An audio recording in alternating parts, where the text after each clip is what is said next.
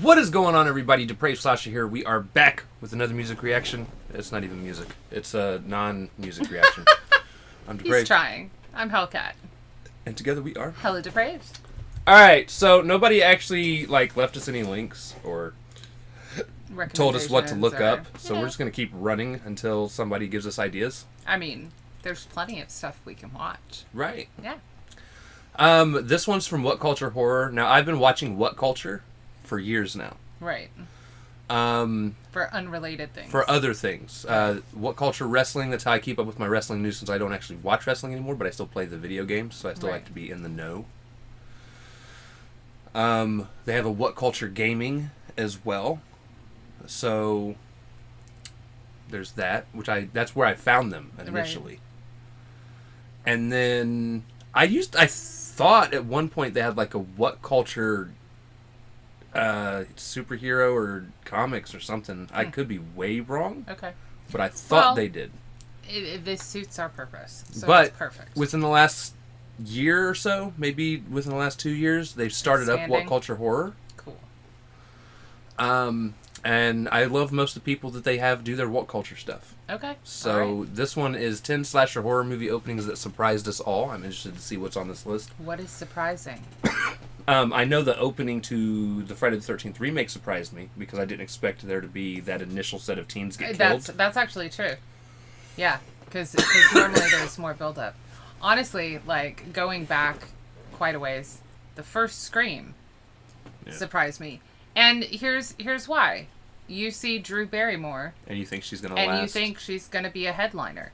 Right. And it's not necessarily she'll make it to the end, but, she's going to be a headliner. And she was just, There's also one of the Halloweens, Jamie Lee Curtis, I feel, died pretty early on. Right. When they actually killed her off before they retconned everything again. There's a bunch that could be on here. Yeah, okay. It'll be interesting to see their list. That might have been more towards the middle of the movie, though. She still felt like she died early. And then I think one of the Grudges, they killed off Sarah Michelle Gellar pretty early.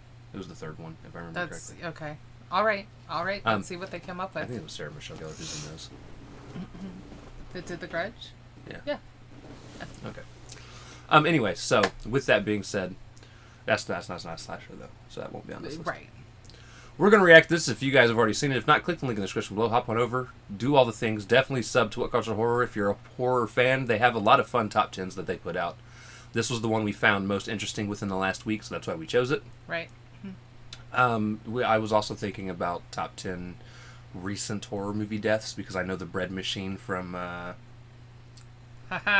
Fear Street. Fear Street would be on there. Right. Bread slicer. That was fantastic. Right. Yes. But it would have been that would have been a cool one to do too. But yeah, do all the things. Coming back, we do that because we're a commentary, reaction, breakdown comedy channel. What that means is we will pause for any and or all of the above. We'll probably pause after each one of these to talk a little bit. We'll try about them.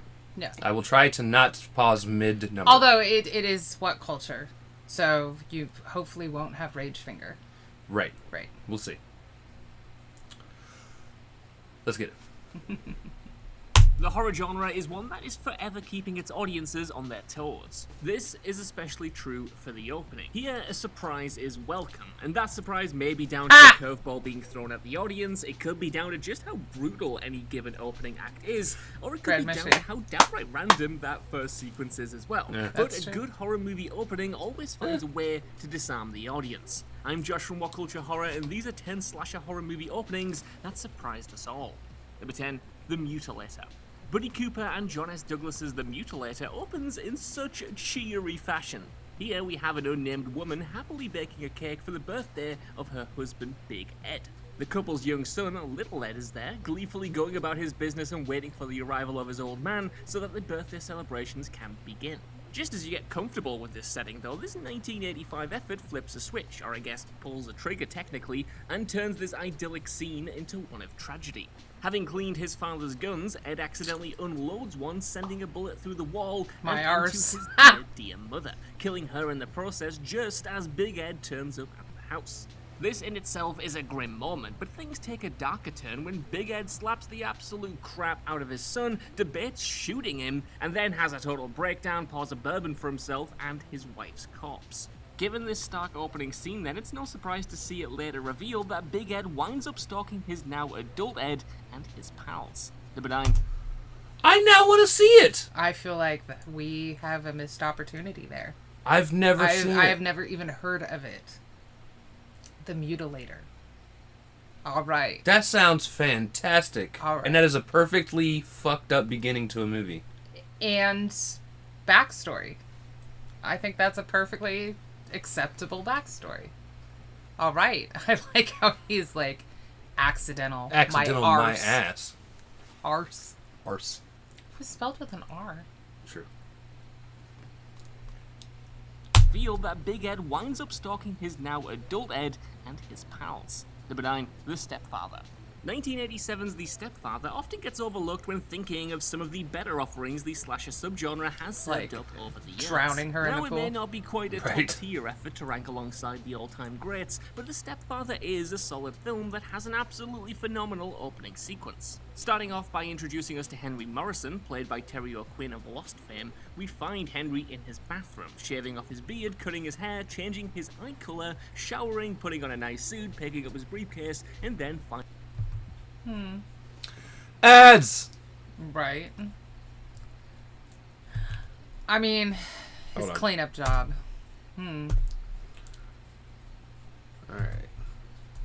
his eye colour, showering, putting on a nice suit, picking up his briefcase, and then finally heading downstairs. Sure, it is a sweater tad vest. odd to see such a dramatic transformation from a scruffy mess to a pristine businessman, but hey, maybe Henry has had a rough day or two. We've all been there, I suppose. Really? Well, that's not entirely true, because instead of Henry just having had a bad time, we soon come to realise that it's actually his family who've had it the worst, as the stepfather follows O'Quinn's character downstairs to reveal blood-splattered walls and his family all dead. Thinking nothing of this, Henry leaves the house, collects the mail, then whistles off into the distance to start a new life. Joseph Rubin's 87 movie brutally sets its stall out in those opening minutes, with Henry soon becoming a real estate agent known as Jerry Blake, who has his own new family to terrorize. Number 8. Isn't that based off of I was just trying to remember his the guy that name. killed his whole family, then went and started a completely new Yeah, life? I was just trying to remember his name. But yeah, I believe it was loosely based because he wasn't a stepfather. He actually started a brand new family. Like, brand new. And I think it took like 50 years to locate him. John List. That's right. So it is. It's but John List, if you don't know, he had like 4 or 5 kids. Lived in a fucking epic mansion. Was a churchgoer, was part of the church community, like, big time. But he was worried about his kids, this is what he claimed, becoming secular, and therefore he should end them before they turned away from the church. But he also had his mother living with them. So he killed his mom, he killed his kids, he killed his wife. He turned the AC down, left them all in the ballroom because he had a ballroom. He had a ballroom. I mean, come on. Why are you walking away from this, man? And took off. Started a brand new, got married again. Ended up getting away with it for like 40, 50 years. Yeah, it was crazy amount of epically time. long. Had a brand new, like, whole family. So he wasn't a stepfather, but whole family. And then eventually it was somebody who was like, saw the America's Most Wanted, I think. And was like, I live next to a guy that looks awful like that. But they had to, you know, it was the new age modification software that had to come out to, I mean, come on now. Shit's wild. Yes. You are next. I have that movie. You would like that movie if you have not seen it. It I is don't remember. crazy. It sounds really familiar. Everybody's wearing pig masks in it. I've seen it. Okay. An agent known as Jerry Blake, who has his own new family to terrorize. Number 8. You're next. In Adam Wingard's You're Next, Or a movie Animal that Masks. completely pulls the rug Yeah. out from under you from the get-go. Ahead of the movie's release, the promotional material had geared audiences up to expect a small group of animal mask-wearing killers on a bloody rampage. And yes, that is indeed technically what we ultimately got, well, at least until the tables were turned on said killers, but the opening moments of You're Next led you to believe that Talia and Eric were going to be some of our central protagonists. And while they were very much on the protagonist's side of the fence, the pair's role in You're Next was an extremely minimal one. Rather than sticking around for a good chunk of the movie, lovebirds Talia and Eric were merely fodder whose sole purpose was to get murdered during the film's first few minutes as a way to set up the threat that was looming large for the Davison family down the road. With the benefit of hindsight, of course, Talia and Eric's roles here made perfect sense. Given the clever, minimal marketing campaign around You're Next, though, seeing these characters not be more pivotal characters was somewhat of a shocker during a first watch at the time of the movie's 2013 release. Okay. 7. So they are including that type of, like, Drew Barrymore, because I didn't know if that kind of thing would make the list simply because it's not like the movie shocked you, but more like the death of that person. So we specifically, like I had already definitely seen that scene being on this list, not that one. Screams, but Screams. Okay. Just like the Collections, because the Collections opening sequence is fucking wild. Right. Also, I love The Collector and The Collection, and I feel they are criminally underrated. Right. First being newer slasher movies. That's true. Like, and by newer I mean, I think the first one came out 2003-ish. Not 80s is what you're talking about, yeah. Not the age of slasher rising to... 2009. I didn't realize they came out even that late. And apparently they're making a third one right now called The Collected. Okay. All right. I'm here for it. Yeah, why not? The Collection. When you watch the opening of The Collection, it's no surprise to hear that the concept for this property actually began life as a Saw prequel. And while the two movies to date, with a third stuck in development hell, very much have elements of the Saw franchise in them, The Collector and The Collection also have plentiful slasher tropes running throughout them. Getting this off to a shocking, bloody start, the opening of 2012's The Collection becomes an absolute bloodbath as it picks up the action mere weeks after the torturous, twisted events of the previous movie. As shiny new protagonist Elena heads to a party with her pals, it's here that the Collector makes his eerie first move of this follow-up effort. With Elena having caught her boyfriend with another girl, she punches the prick in the face and Good storms for off to her. a random room. In said room, we find a strange box which is revealed to contain the first film's Archon, and this sets in motion a scene of utter carnage. Swanky 2012 CGI shows a contraption get to work and unleashing huge razor blades across the dance floor, splicing partygoers and the DJ all in half. Yes. For those lucky enough to survive that assault, there's then a machete trap awaiting them.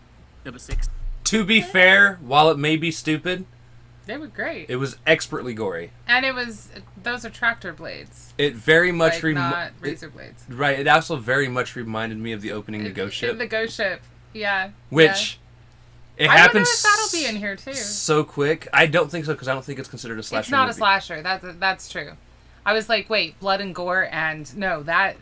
So, Ghost Ship is one of my guilty pleasures, and there's a good portion of it, because I've seen it so many times, that I don't really care one way or another. I will nap, read, whatever. But the very beginning and the very end are so fantastic that it's one of those that I can just... Well, and there are some really stupidly funny deaths in it, like the dude that is seduced by the ghost chick and is making out with her and, like, just walks off of, like, into the empty elevator shaft. And, like, come on now. You gotta love that kind of stuff. I feel like the reason why Ghost Ship failed critically is because it had such an amazing start. And then The rest of the movie didn't live up to it. It's kind of like Mortal Kombat. Yeah, well, and Gabriel Byrne is also such an amazing actor. Like, I feel like, because that's the head guy, they could have done so much more with it, I guess. Also, the little girl, her acting was... Pretty much everyone who was in it did an exceptional job with the acting.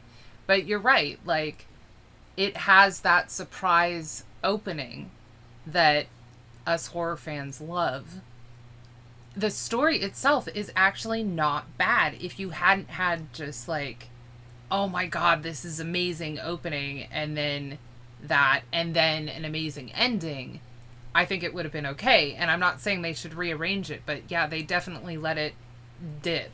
Right. And then it became, you know, your normal kind of like haunted mystery type thing, but it's one of my guilty pleasures, guys. I still love that show. You're allowed to. Yeah. Thank you. Last Girl Standing. Never seen this. I think I have. Again, just like the one with the masks. You're next. I've seen them like once when they first came out, so it's right. Last Girl Standing. Going into Last Girl Standing cold, you might just presume that the picture was your regular old slasher movie based around some young woman being forever pursued by a nefarious presence. And while that is technically correct, the difference here is that the torment suffered by the character of Cameron is mostly the mental fallout of having already dealt with your standard masked killer. Rather than follow the usual slasher tropes, Benjamin R. Moody's film surprisingly gets all of the action out of the way during Last Girl Standing's opening scene. There, we're thrown straight into things as Cameron finds herself fighting for her life against a mysterious killer who has already slaughtered all of her friends. Managing to escape this most harrowing of experiences, the most surprising element of Last Girl Standing is that the traditional slasher element is done and dusted in those first 5 minutes. From there, the picture jumps forward to shine a spotlight on how one deals with surviving such an ordeal. Or we find doesn't. a Cameron who lives a soulless life of isolation that sees her float from her apartment to her mundane job at the local laundromat, with every dark shadow, every stranger, every noise a stark reminder of what she'd been through, as Last Girl Standing becomes a character study of sorts. I feel like that would be boring as hell. it is and it isn't. So I have seen it, and that's why I only watched it once. In terms of like a psychological profile and how she in particular obviously dealt with it, it was interesting to see. Obviously I didn't go into it with the foreknowledge like he just gave either, so without knowing that all of the actual slashing is over, you go into it, you get your slasher gore. She survives, right? She makes it out. And so basically you're going through it with her. So all of those things that she's paranoid about makes you think that the next slasher moment is coming around the corner. So it does work. Okay, so it works for the first time. It works for the first time, and I would inevitably end up failing the fucking movie because nothing ever happened. Exactly. Which is why I've never watched it again. I would get to the end and be like, I just wasted. That's exactly how I felt. An hour and a half of my life. But, like I said, psychologically speaking, it is interesting. Now, most of this list isn't going to give spoilers. You know what I mean? Because it's the opening scene. That, unfortunately, was a spoiler. Because there's people like you that unless we do a review on that movie, you're going to be like, no, fuck it. I'm not wasting my time watching. So, I mean, I kind of feel like that is the type of movie that you have to go into it expecting a slasher movie in order to get the most out of it until you come crashing down at the end and feel betrayed and like you just wasted an hour and a half of your time. Right. Yeah. Is interesting, though. When a Stranger Calls. When a Stranger Calls, 1979. 1979's When a Stranger Calls. I hear that game's getting a lot of hype. Huh.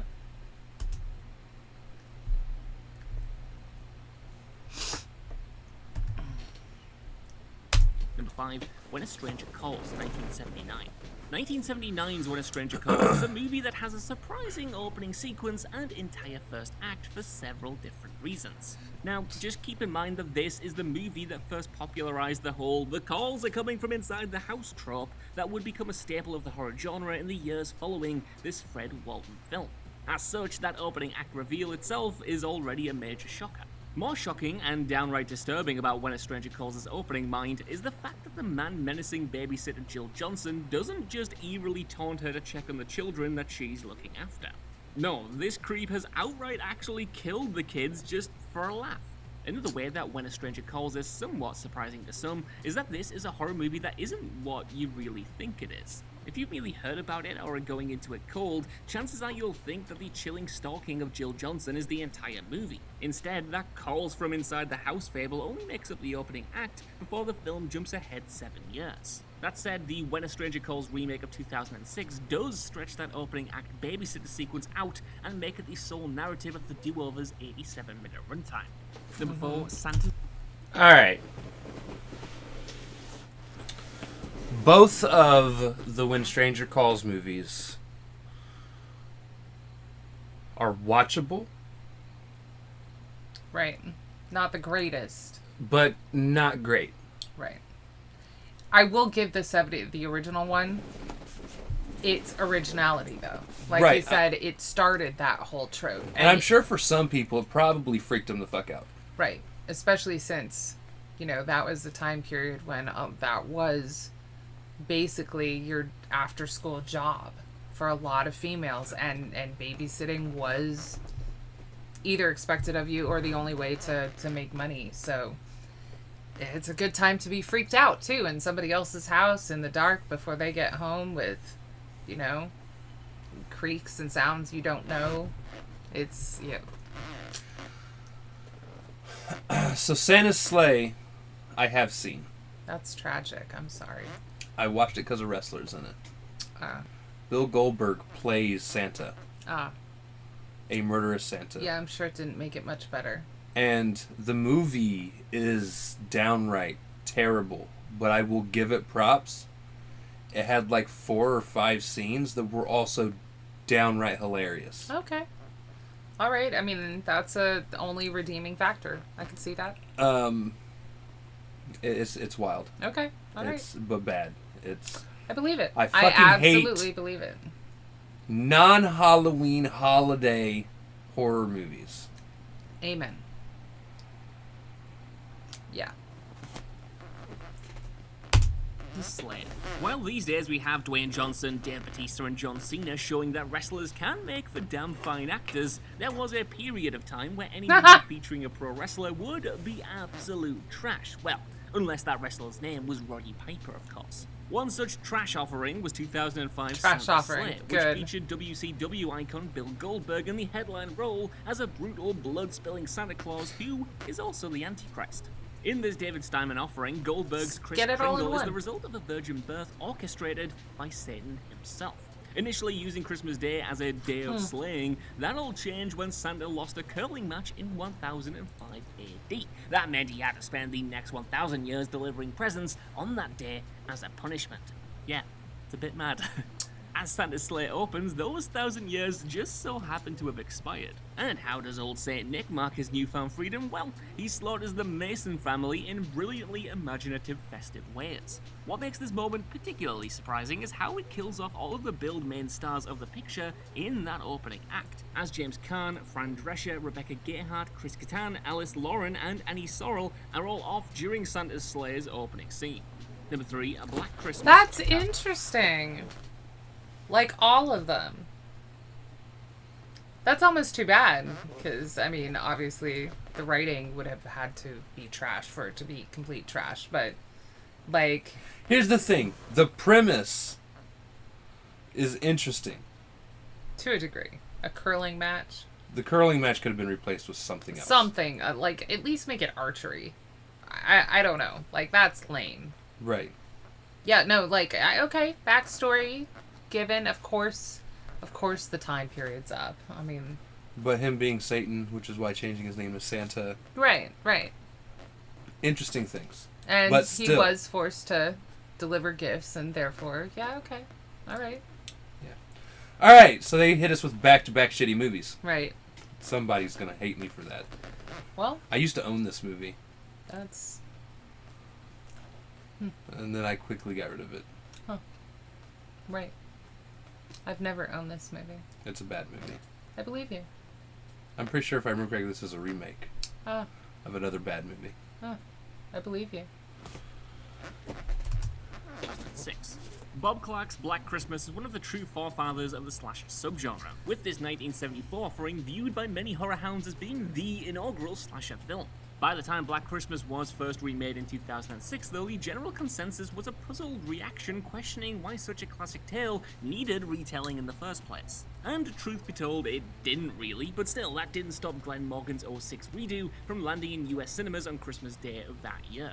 One element where the Black Christmas remake clearly trumps its predecessor, though, is in the sheer amount of gory, grisly kills that the film serves up, all often with some sort of creepy eye mutilation. See it, August. Alright. Why do I feel like both of those movies took place in the Home Alone mansion? I mean... It could have happened.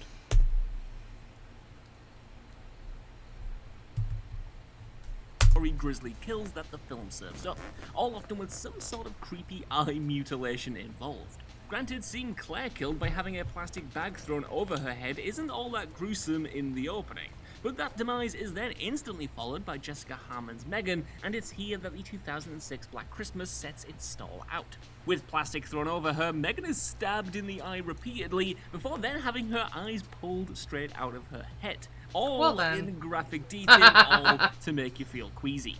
Number 2, Scream. So, does he enjoy horror movies? Yeah. Okay. I mean, it's not as much as some of the others. It seems like maybe he's a little squeamish. So, they did this contest. It was like right around the start of COVID, if I remember correctly, when they were starting this channel. And it was a contest where they had 4 or 5... Well, it wasn't 4 or 5. It actually started off with like 9 or 10 people. I might have to let you watch it sometime. Okay. They did a quiz show between each other. And whoever won got to be the main host of the channel. I think I've actually seen part of it, yeah. And I wanted a lady to win. We did watch it. Yeah, I was gonna say, we were wanting that one that seemed to know the most to win. Right, I think she was redhead. Yeah. But she seemed way more knowledgeable than almost everyone else in every aspect movies. Except for like one, which is I think the one that she lost it on. The one that she lost, yeah, exactly. We were like, seriously? I think it was like classic horror movie actors or some shit like something, that. Something, yeah. But she actually still does videos for it, so. Right, okay. But I like him too. He does some of the rest No, of the I was just like, he seems squeamish. It's not that he doesn't like the actual movie, unless they're trash, which is fair. But yeah, Scream 2, huh? Oh, Scream. This is number 2. Yeah, no, I know. It's not the original yet. No, this is Scream. At number 2. Oh, at number 2. I was like, we were saying that the same thing, just not the same thing. Right. Yeah. All in graphic detail, all to make you feel queasy. Number 2, Scream. Wes Craven's Scream wasn't the first movie to kill off its headline act early on, but it was a true game changer in how it off-drew Barrymore's Casey Becker in the opening moments of what would go on to become a 4-movie and counting franchise. Now, of course, we talk about Scream all of the time on this channel, but it just wouldn't make sense to leave it off here, as it's impossible to ignore those opening moments of Craven's 1996 picture and what it means to deliver a surprising, effectual slasher horror movie opening. The actual act of Casey's death was, of course, a chilling one, with her being played like a fiddle in a terrifying game of cat and mouse before being carved up and then hanged from a tree. Like right in front of her parents. The sequence is that it's Drew Barrymore's character who fell afoul of Ghostface in the opening. Barrymore, of course, had been front and center of the promotional push for Scream, with Dimension Films' marketing campaign being so heavily built around Drew as Scream's A-list star. Now, that is actually it was a kind of ingenious brilliant thing to do. Yeah. Because, especially since they designed a lot of the commercials just around her.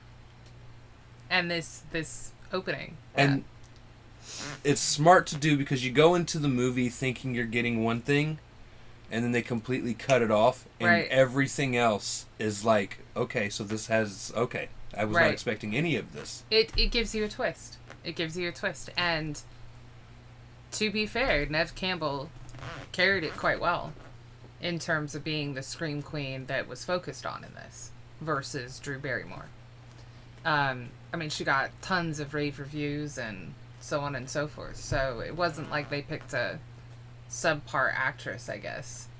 Now, me personally, would I like to have seen Drew in it longer? Yes. I was perfectly fine with her being killed off. I was perfectly fine with the character being killed off, but I like Drew. So, like, I wouldn't have minded her being something else. I mean, this has one of my favorite kills in it, too. So, for me, I feel like she typically plays... Do not get me wrong. I do like her as an actress, but I feel like she plays more bubbly characters. She does. And she would not have fit the tone to be in this movie longer than what she was. Well, except for they were high schoolers. So, I mean, it's possible. Because it was all high school. She could have been she was dating a jock. She could have been a cheerleader. You don't know. Because, like, one of my favorite movies she's in is 50 First Dates. Right.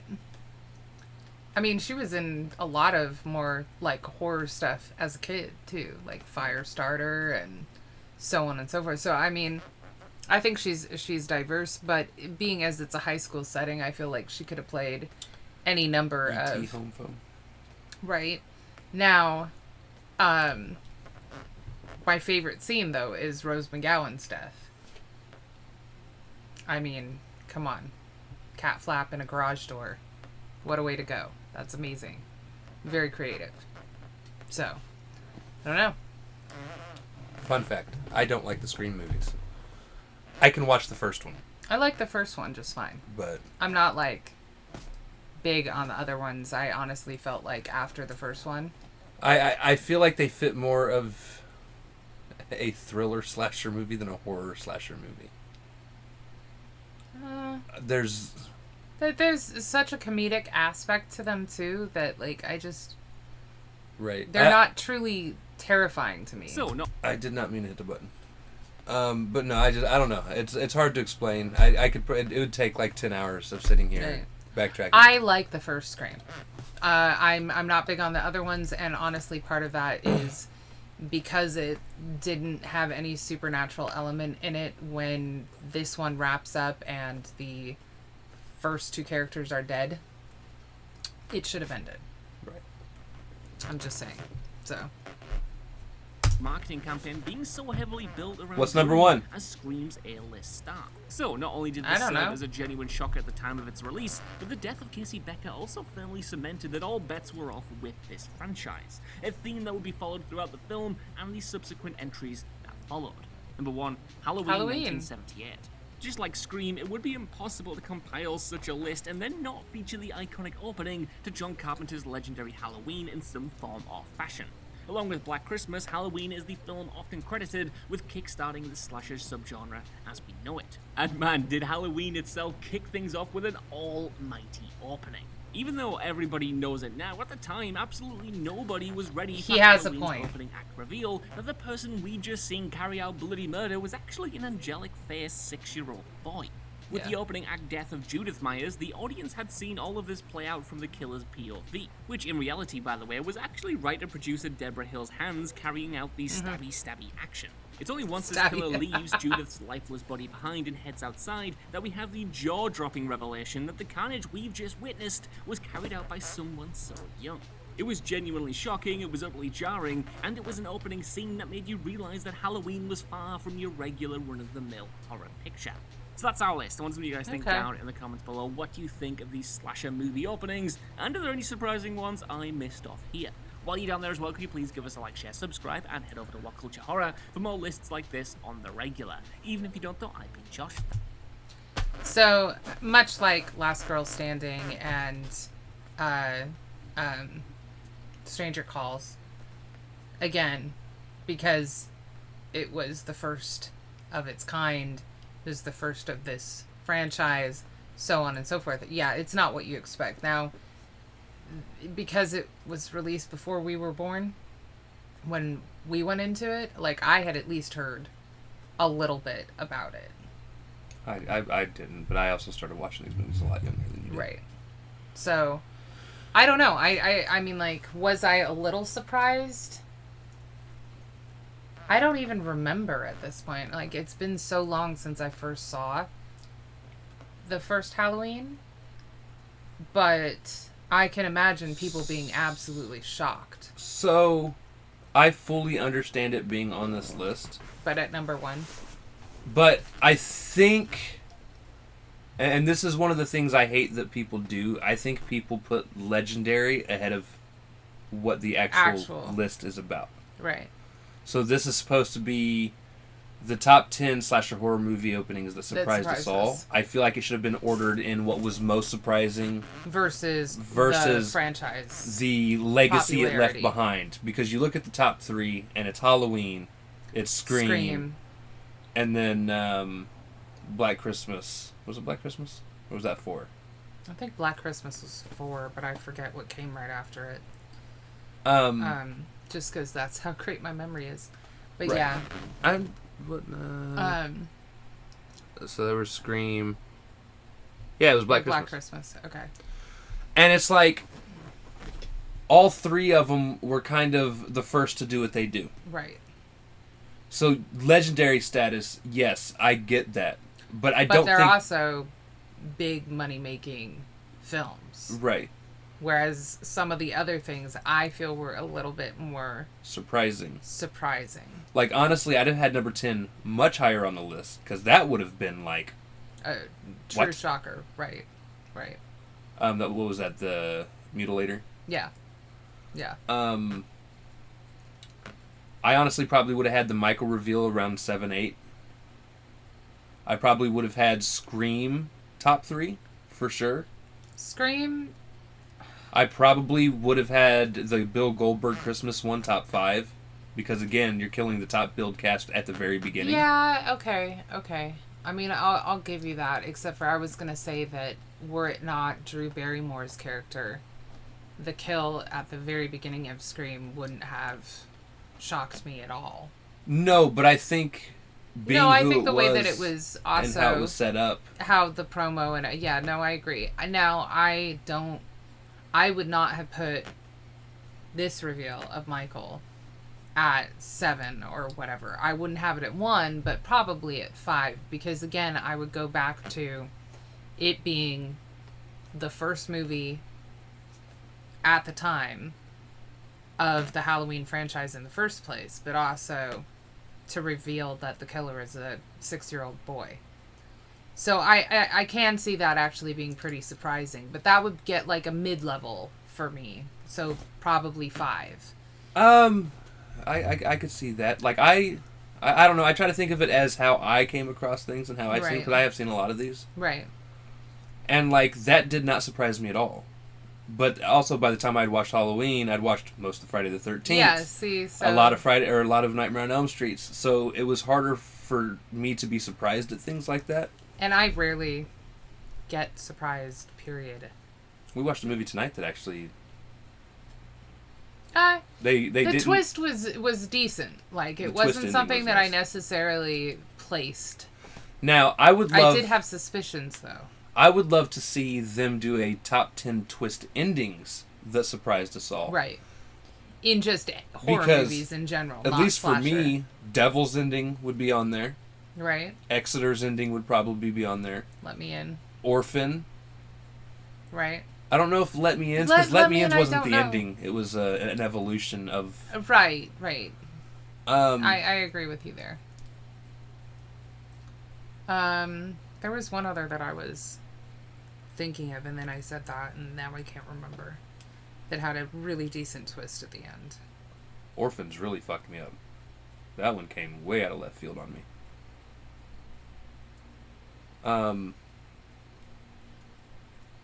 I had several others that were popping in my head, because I had some that, like, I was like, man, that would... Oh, wait, that's the end of the movie. But it's also not a slot. Well, yeah, so, okay, maybe eventually we'll create our own list. Possibly. If they don't produce one, we will. At some point. We do have a horror channel in the works. Yeah. That one day, in the next 10 years, we'll get to. Right. You know, but we need y'all to like these enough that you would follow us over there. That's the catch. Right. Right. Alright, so with that being said, if you guys liked the video, slash that like button, subscribe, ring the bell for notifications, comment down below what did you think of Whatculture's horror channel's 10 slasher movie, horror movie openings that surprised us all. Also, comment down below if there's anything else you guys want to see react to. Check the description below for all the things. Push our buttons. Come join us on our other social media platforms, mostly Twitter if you want a quicker response. With that being said, we love you guys. Thank you all for watching. Cannot wait to see you depraved people later. Peace.